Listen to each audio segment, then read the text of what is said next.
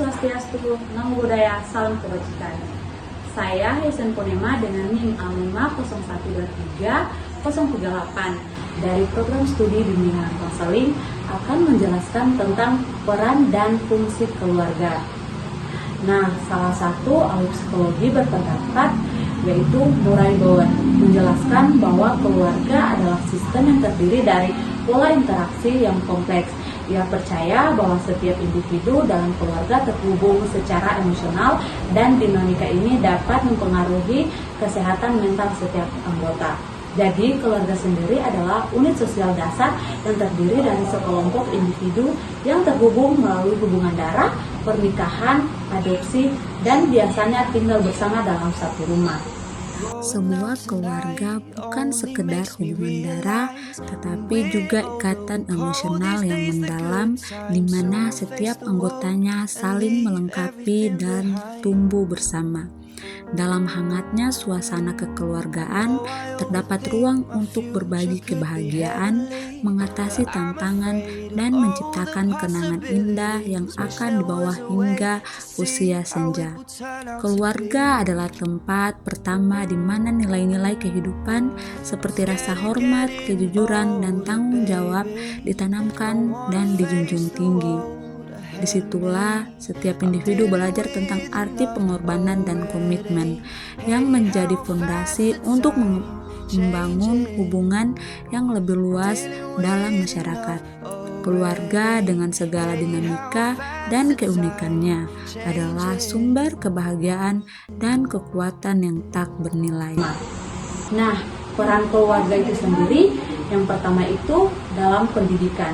Keluarga bertanggung jawab untuk mendidik anak-anak, memberikan pengetahuan dan nilai-nilai yang akan membentuk karakter dan kepribadian mereka. Yang kedua yaitu peran dalam sosialisasi, di mana keluarga adalah tempat pertama individu belajar berinteraksi dengan orang lain.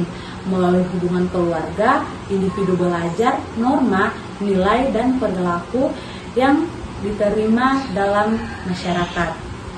Yang ketiga yaitu peran dalam ekonomi. Keluarga berfungsi sebagai unit ekonomi di mana anggota keluarga bekerja sama untuk memenuhi kebutuhan hidup termasuk sandang, pangan, dan papan. Nah, dan yang keempat, dukungan emosional. Keluarga menyediakan dukungan emosional anggotanya. Dalam situasi sulit, keluarga menjadi tempat berlindung dan memberikan dukungan mental. Dan yang terakhir yaitu identitas. Keluarga membantu individu dalam membentuk identitas diri. Melalui hubungan darah dan ikatan keluarga, individu merasakan rasa memiliki dan keterikatan. Keluarga memainkan peran yang sangat vital dalam kehidupan setiap individu, menjadi pondasi yang kokoh bagi pembentukan karakter dan identitas. Dalam perannya sebagai pendidik, keluarga tidak hanya menyematkan pengetahuan dan nilai positif, tetapi juga mengajarkan norma-norma sosial yang membentuk cara kita berinteraksi dengan dunia luar. Sebagai unit ekonomi, keluarga bekerja sama untuk memenuhi kebutuhan sehari-hari. Betapa pentingnya kerjasama dan saling mendukung dalam keluarga. Selain itu, keluarga adalah tempat di mana dukungan emosional mengalir tanpa henti. Ketika menghadapi cobaan, keluarga menjadi rumah pertama yang menawarkan ketenangan dan pengertian. Di tengah ikatan darah dan cinta yang mengikat, individu menemukan rasa memiliki dan ketertarikan yang mendalam yang ada untuk menguatkan jati diri mereka. Dengan demikian, keluarga bukan sekedar kumpulan orang, melainkan sebuah komunitas yang membentuk pengertian kita tentang kehidupan, cinta, dan harapan. Nah, selanjutnya kita akan membahas tentang fungsi keluarga itu sendiri. Yang pertama ada fungsi reproduksi, di mana keluarga berfungsi untuk melanjutkan keturunan melalui proses reproduksi. Kedua, fungsi perlindungan. Keluarga memberikan perlindungan fisik dan psikologis bagi anggotanya. Ini meliputi memberikan rasa aman dan stabilitas. Dan ketiga itu fungsi pengasuhan. Keluarga bertanggung jawab untuk merawat dan membesarkan anak-anak, menciptakan lingkungan yang aman dan mendukung bagi pertumbuhan mereka. Nah, yang keempat itu fungsi peraturan sosial, di mana keluarga membantu mengatur perilaku anggota dalam konteks sosial, memberikan pedoman dan batasan yang membimbing mereka dalam berinteraksi dengan masyarakat. Yang kelima yaitu transfer budaya, di mana keluarga berfungsi sebagai agen transfer budaya dan di mana nilai-nilai, tradisi, dan kebiasaan diturunkan dari generasi ke generasi.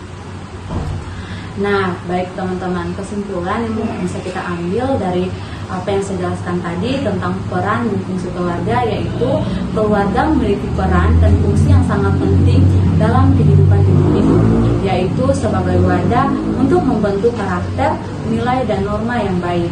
Keluarga juga berperan dalam memberikan dukungan emosional, sosial, dan ekonomi kepada anggotanya. Selain itu, keluarga berfungsi sebagai tempat untuk mengembangkan kemampuan dan potensi individu, serta sebagai sarana untuk membentuk hubungan yang harmonis dan seimbang antara anggota keluarga.